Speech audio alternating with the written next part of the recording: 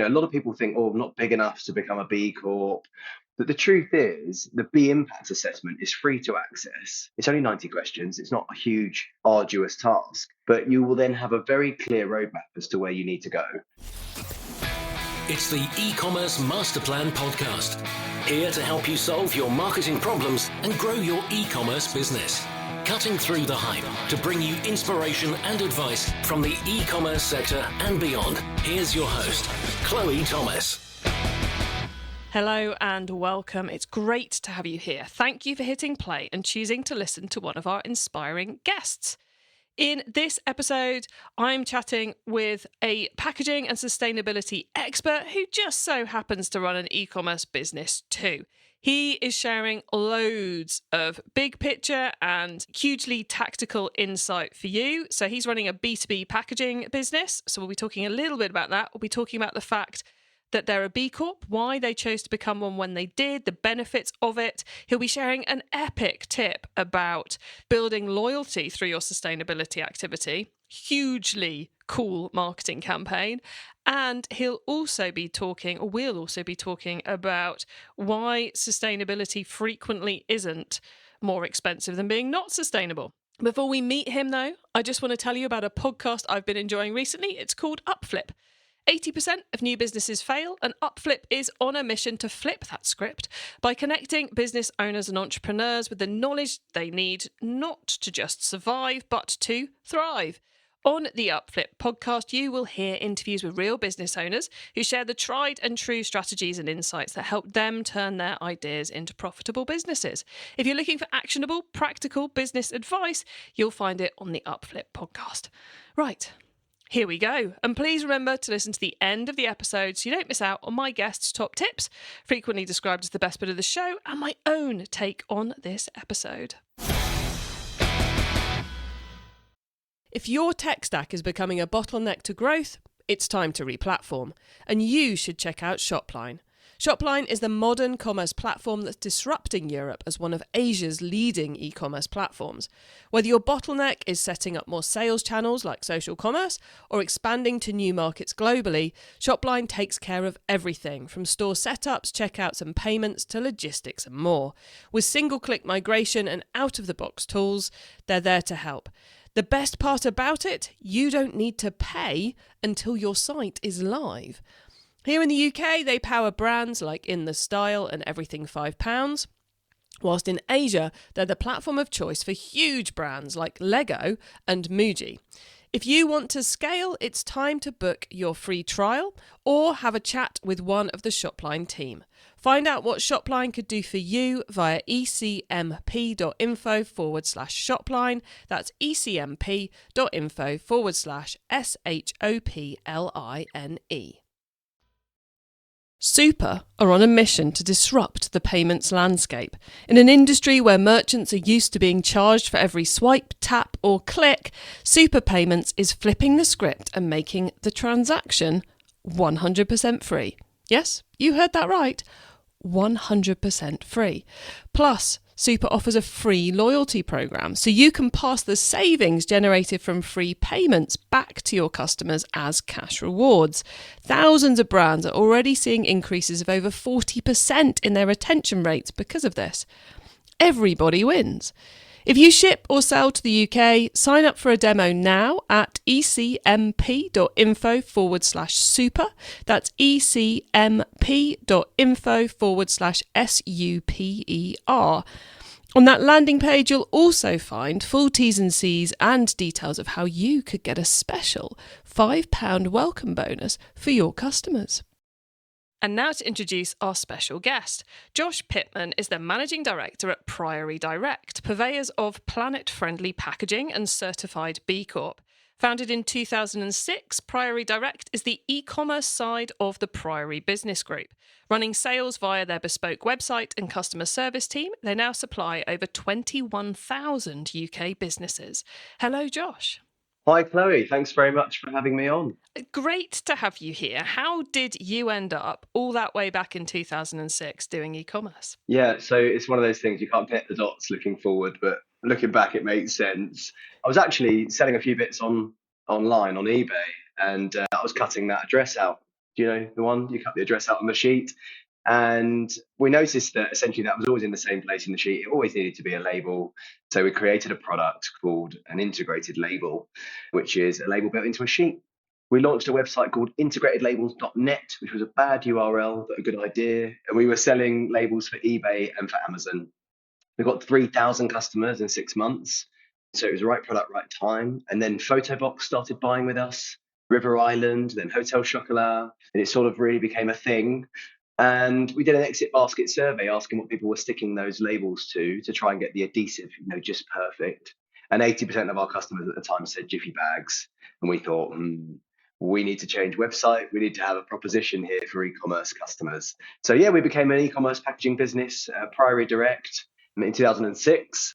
And we've been on a journey ever since then, really. Wow, so very much customer led. Yeah, very much. I mean, we only came up with one small good idea, but then we really focused on what our customers wanted. And I think so much of our business change has come from listening to customers, monitoring how they interact with the business, identifying those opportunities. It's just great practice. And have you been sustainable, B Corp, ethical, eco since day one, or was that a blinding lights at some point? No, that's been a big change for us. And I think it came from a bit of self-searching, really. So I sort of had that moment, as I think a lot of people do in their career, going, how on earth have I ended up in packaging? What's happened here? And I was reading a book called Start With Why by Simon Sinek. And it was about finding your why, finding your purpose. And so I went off on this sort of big tangent, like, what is Priory's purpose? What is the purpose of Priory Direct? Where's our why? And I initially came up with SMEs are the backbone of Britain, and we support SMEs. And, it's a perfectly good why. It's not a bad why, but it didn't really do anything for me. It wasn't like, oh, that's the solution I've been looking for my motivation. And I do a lot of outdoor sports. I went on a kite surfing holiday, and there was loads of plastic on the beach. And I had that moment where I was like, this is it. What we do is we supply a consumable to a very fast growing industry, which has a potentially really negative impact on the environment. Our purpose can be to improve the impact of businesses in that space. So our mission statement is actually to minimize the impact of e-commerce on the environment, period. I love the fact you kind of did what so many people do when they read Start With Why and went, yeah, this is it. And it clearly isn't, is it? Yeah, I know. And I did the full PowerPoint for the management team, and I just didn't believe it. I was like, well, it's not quite it, really. And did you have kind of like oh my God, should we go down this route? Or is this, should I do some surveys before we do it? Or should we just plot the course and dive in? It's funny because I think when I was marketing manager and I was all super keen back in those days, every idea was a brilliant idea. And I've definitely got more cynical in my time. But, we surveyed, we did all sorts. And I think I was a little bit shocked by the lack of engagement we had around it.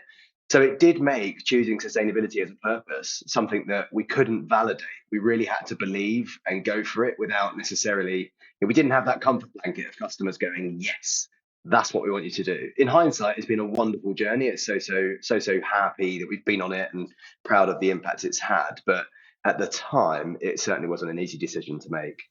And whenabouts was that? How many years ago are we talking? I think sort of 6-7 years ago. That's when I became managing director. And I think one core thing for making that step change is I wanted to have a reason for me taking that job role and to say, look, this is the change I want to bring into the organization. This is how I see it. One of the things is our value proposition, our purpose, along with lots of other things. But that was really compelling, and I wanted to have a good sort of proposition as to where we were going. 6-7 years on, any regrets? I'm pretty happy with the journey we've been on. That's a really good question. I think maybe not bringing everyone with me on that journey. I think I didn't spend enough time communicating it. I think sometimes it's easy for an MD to have a great idea that they believe is great, and you need to spend a lot more time explaining it.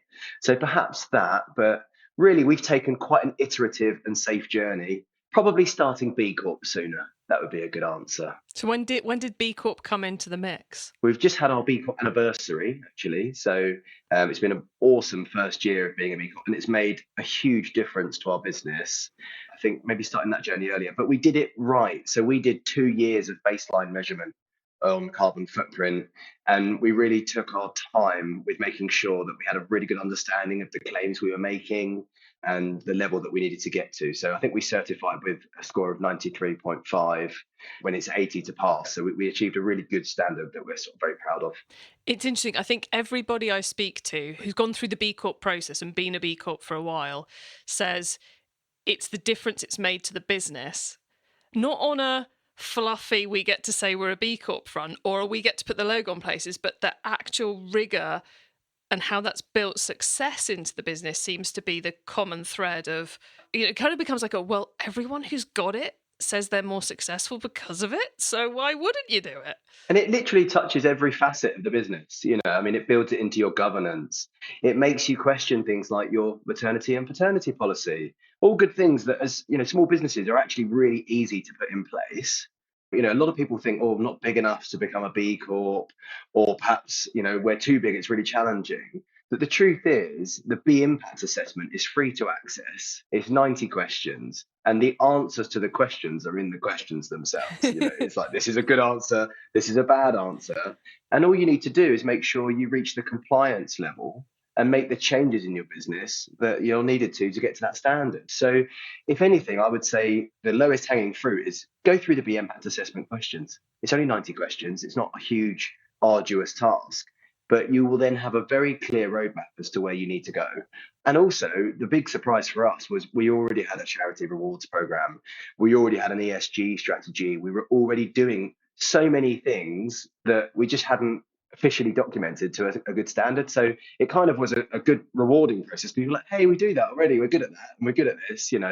We just, in a classic busy business style, we hadn't spent a lot of time documenting it and, going through procedures. Excellent. Tell us a bit more about the charity angle, because that's quite an interesting one that you do. I think a lot of people think B Corp is green, green, green, green, green, and there's nothing else to it. But it's about a lot more than that, isn't it? So tell us a bit about the charity angle for you. Yeah, just to sort of touch on that, there are 5 impact areas assessed in the B Corp assessment, and they do cover your governance as well as your environmental impact, your operations, your supply chain, how well you interact with society and your people. A lot of it's about your internal employee and people environment as well. So it isn't just a green standard. Sustainability for them is people, planet, profit. You need to have a viable business model that's profitable and economically viable, because that provides a safe environment to employ people and contributes to the economy. You need to have something that's impactful positively for the planet, that doesn't have a negative impact, so that it's sustainable. And you need to have a positive impact on society. Again, if you don't have all 3 of those, I don't believe you have a truly sustainable model. So the charity one I love talking about, because it's like my talisman for people who are thinking about doing this but don't have budget. And, we were lucky enough to have a rewards system. And I'm lucky enough to have a financial director who is quite skeptical of ESG. And that actually is brilliant, because people like that hone you. They make you sharper. You need the devil's advocate sometimes, don't you? As frustrating as it is. Yeah. It's taken me a long time to get there to understand it that way. But, I do in hindsight really value that. So the charity rewards program, we had a 1% rewards program called Direct Rewards. You got 1% of your spend back to redeem on future orders. It's a classic loyalty scheme. And initially, when I said, look, I want to build a charity component into the business, the answer was we don't have budget. So I said, okay, let's just put in the checkout some charity partners that our customers can give those rewards to when they place an order, instead of using it as a discount. They could still choose a discount. Some customers still do. Totally fine. Some customers really love that, give that 1% away. That's now raised over £67,000 for charity since its inception. And it's been cost neutral to us. And the big sort of kicker on that one is that we've identified that customers that engage in the charitable donations are 60% more loyal because of this endowed progress effect. They're building this nice pot of warm, fuzzy feeling of how they're having a positive impact when they're buying their packaging. And, we're a fairly commoditized market in packaging. So it only takes a little bit of differentiation, really, to make your proposition more compelling than others. And that one really works with that customer demographic. I think whatever we were planning on talking about in this podcast, an example of a marketing tactic where it's costing you nothing extra and it's appealing to your customers who are the most loyal, and 60% loyalty within that, it's like, it's a no-brainer. And I think that's the thing I find so frequently frustrating with sustainability and e-commerce in particular is everybody assumes it's more expensive than business as usual. Completely agree. And it's so frequently not more expensive than business as usual. I've got one more example that I think is exactly the same line there. And I do want to come back to that green premium, expensive being sustainable piece. So the other thing we did after this was we used to give mouse mats, pens, things like this as free gifts with orders. And the budget for those was sort of 40, 50p an order. And we still give Haribo sweets. We still do that. And some people choose the Haribo sweets and you can't take them away from them. And, hey, we all like a Haribo sweet every now and then. But the other option we added was through the Rainforest Trust Conservation Circle. We added the ability to protect 1,000 meters of rainforest when you order. It costs 40p and it's so impactful. You literally create national parks or give Indigenous people land rights. Since launching that, we've protected over 8 million square meters of rainforest, which is massive. We were going to spend that money on a free gift anyway. I'd much rather put it to that than a plastic mouse mat. Sorry for everyone that really likes the mouse mats. But, it's so impactful and it makes us feel good. It makes our customers feel good. And for some of our large accounts where we're dispatching thousands of orders, they've now had a really meaningful impact as part of their partnership with us. And we can do case studies where we say, look, by sourcing packaging with us, we've reduced your carbon footprint by X. We've eliminated Y tons of single-use plastic. And you've raised this many thousand for charity. And you've protected this much rainforest. It turns packaging into something that's a little bit more exciting than it perhaps can be. Packaging is truly exciting. Oh, well, I think so. Josh, you said you wanted to come back to the green premium. So I've got to ask you, what else did you want to add? Oh, yeah. Thank you for reminding me. Yeah. So, the thing, I'm really passionate about this because in packaging in particular, we're in a really lucky space where efficiency, reduction of waste, good specification of packaging tends to elicit a saving rather than a cost, and also happens to be more sustainable. So, there are so many opportunities in your supply chain to remove wasted packaging, to right size your items, to choose more efficient approaches that are directly impactful to your bottom line. We're in a luxury space there where we can encourage companies to be more sustainable and make a saving. And I think that more companies need to be aware that there are plenty of opportunities to be more sustainable and save money at the same time. They are not mutually exclusive. It almost should be on banners. Yeah. We put it on a bus. People seem to believe that. Let's definitely not get into that. So you've been selling sustainable products, selling the sustainable vision for 6-7 years now. Do you find that why customers have come to you has shifted over that time period? Like, it feels like sustainability is becoming more part of business as usual. Are you finding that it's shifted from maybe people going, oh, this is sustainable, to people going, I need sustainable packaging, help me? It's been a total shift. And I have to say, big PowerPoint presentation, just read a book, We're Going to Be Sustainable 6 years ago. Didn't see that huge impact initially. It was like, okay, we've done this. We're going to, minimize these types of items. We're going to start introducing these. We're going to build a life cycle assessment approach. All of these sort of hard fought things, no huge impact. And then slowly, as brand awareness has raised, as we've started working with your big retailers, your Vivo, Barefoots of this world, we start to see people coming to us from a sustainability perspective. And specifically in that pandemic year, the awareness of sustainability took a leap, a real step change. And all of a sudden, that work we'd put in for 3 years was validated and vindicated. All of a sudden, we were in the right place at the right time with the right message. And that was massive for us, like really, really important. It wasn't initially massively impactful, but it's really, really changed our business now. And in direct answer to your question, the big manifested change is the type of conversation. So we used to have a PowerPoint where we'd say, look, this is the reason that we think sustainability is important. This is why people should care about it. This is the measurement of our industry. This is where it's going. Yada, yada, yada. Here's what we do. And here's how we can reduce your impact. And really, those conversations have changed to, we need to be more sustainable. We need to present sustainability to our customers and make better choices. Or we're getting negative feedback about our poly mailers. How can we solve that? So it's been really refreshing. So we've had to simplify the presentation. And so that's made a big difference. And the other key change is the demographic in terms of job title that's come to us. So we used to be staunchly procurement manager, operation manager, logistics operations, the gritty end of the industry, which really is so important now to retail. If people told you that logistics was as important as it is now a few years ago, they would be, be very shocked.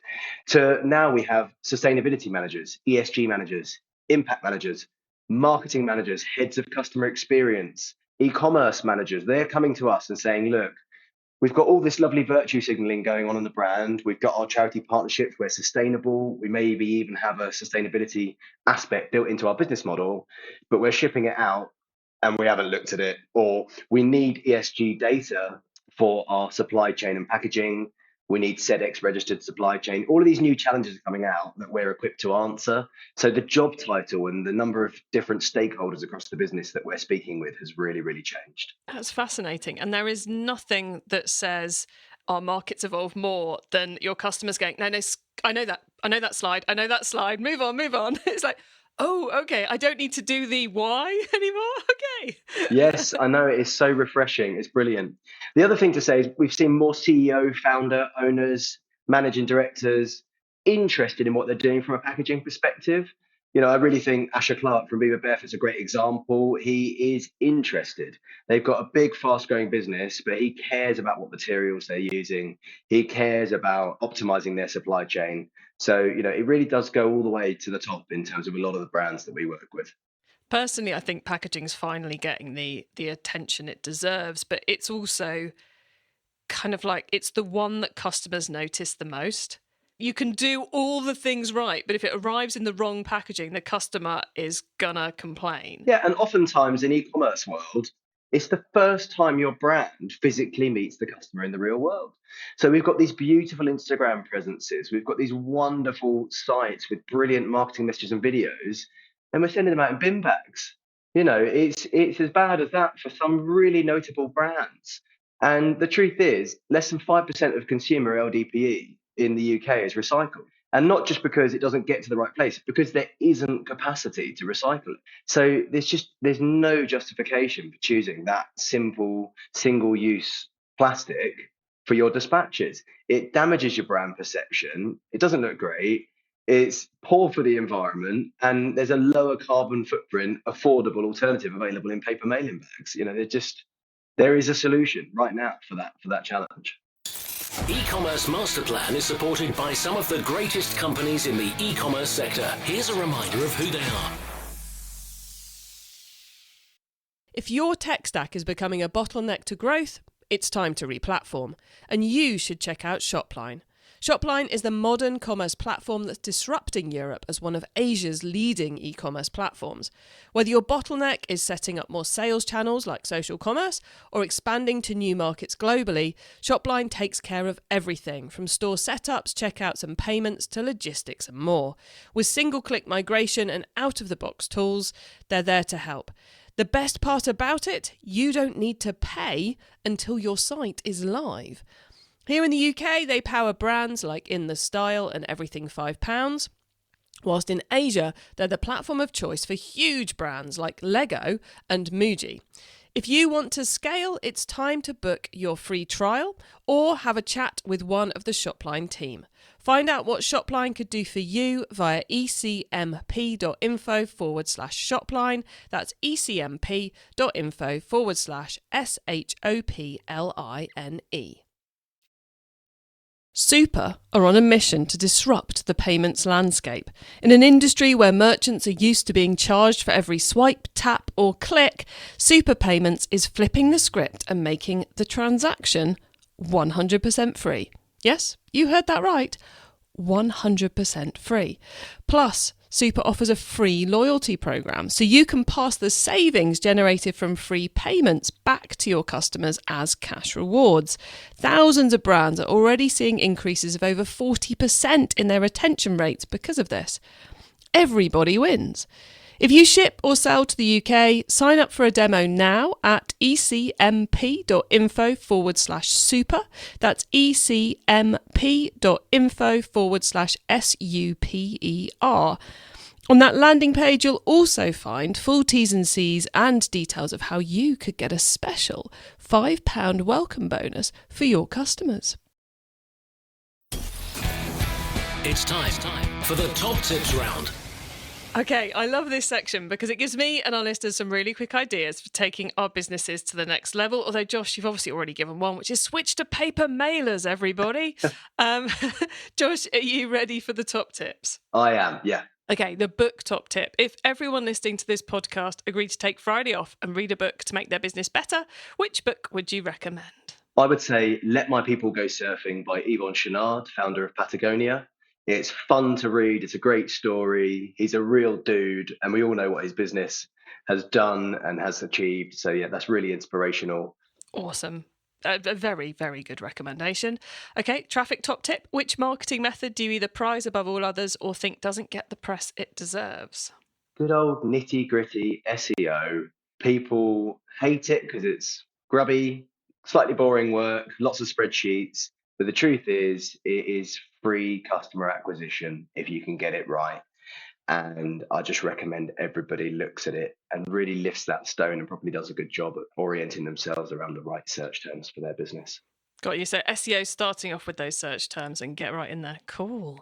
And coming from such a competitive marketplace where everyone's fighting over the same keywords, that kind of raises your advice there up a level for me. Nice. Okay, tool top tip. Maybe a collaboration tool, a social media plugin, a phone app, or just a way of working. Is there a cool little tool you use that makes you and your team more efficient from day to day? We are Trello lovers.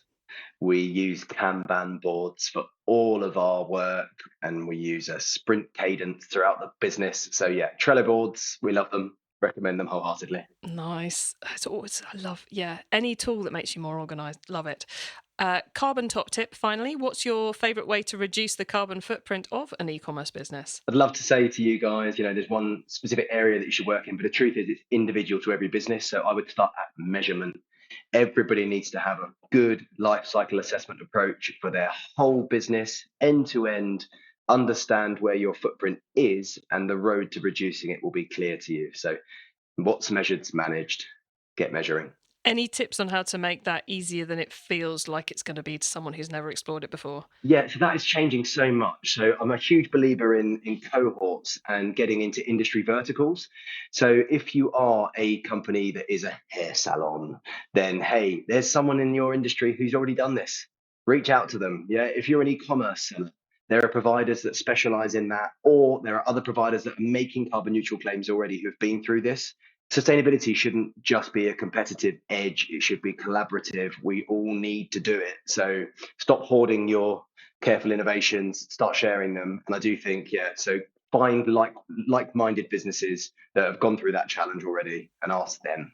Great way to tackle it. And I have to say, on that collaborative front, I think people in e-commerce are pretty collaborative, but people in sustainability are crazily collaborative. I would be highly surprised even if they're your direct competitors, that they're not willing to help you head in the same direction. It's because they get it. If you're facing a climate emergency, which we are, I don't want to be all doom and gloom. It's not the time to go, we got a good idea. Yeah. We're going to keep this. They get that. They totally get that. And I think the sooner businesses can look at sustainability as a collaborative exercise, hey, I'm here saying it's a competitive advantage. It is for us. And that's great because it's win-win, but we're not hiding anything. We're being as transparent as we can. We're really active in the B Corp community, in the sustainable business community. We share and talk about it a lot. Awesome. Well, look, Josh, before we say goodbye, for any of the listeners who want to make their packaging more sustainable or to chat to you about, things we've been talking about today, where can they find you and your business on the web and social media, please? Okay, yeah, so we're Priory Direct on all the social handles, and we're on priorydirect.co.uk. We help you minimize your impact. If you're just using stock packaging, we've got thousands of stock items which are alternatives to single-use plastics, help you speed up your dispatch, minimize your costs. And if you're a large business, we act as a supply chain partner for you. We improve your buying power, we give you data transparency, and we provide consultancy on your packaging efficiency and customer experience. There we go, everybody. priorydirect.co.uk. Josh, thank you so much for coming on the eCommerce Masterplan podcast and being part of our B Corp month. I've learned a lot chatting with you. I suspect our audience have too. So thank you very much for sharing so much with us. I've really enjoyed it. Thank you so much for having me.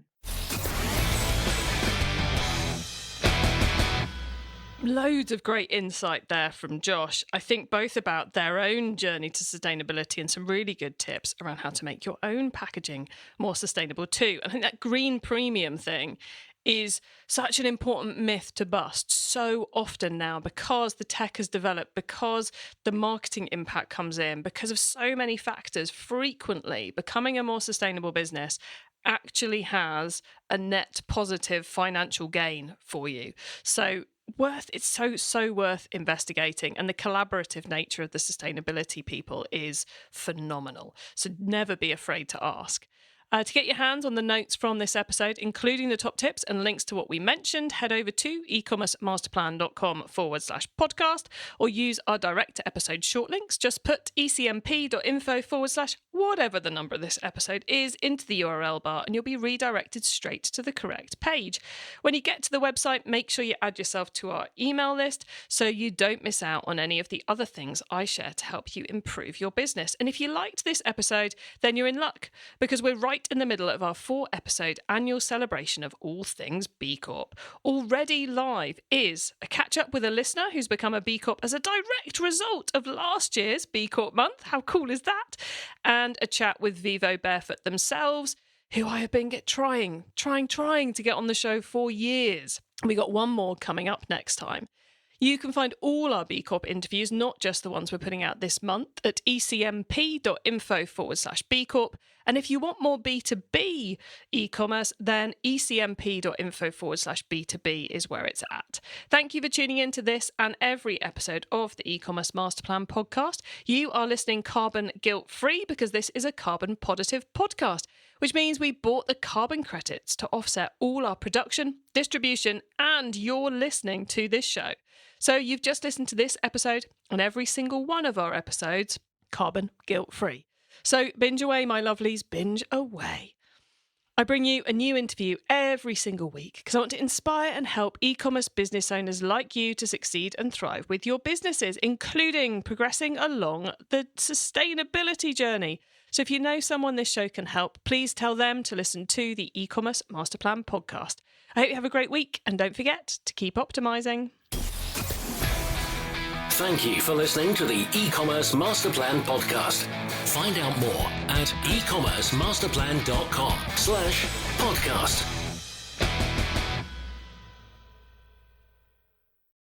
If your tech stack is becoming a bottleneck to growth, it's time to replatform, and you should check out Shopline.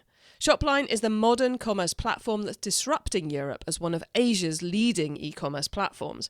Whether your bottleneck is setting up more sales channels like social commerce or expanding to new markets globally, Shopline takes care of everything from store setups, checkouts and payments to logistics and more. With single-click migration and out-of-the-box tools, they're there to help. The best part about it, you don't need to pay until your site is live. Here in the UK, they power brands like In The Style and Everything £5, whilst in Asia, they're the platform of choice for huge brands like Lego and Muji. If you want to scale, it's time to book your free trial or have a chat with one of the Shopline team. Find out what Shopline could do for you via ecmp.info/Shopline. That's ecmp.info/SHOPLINE.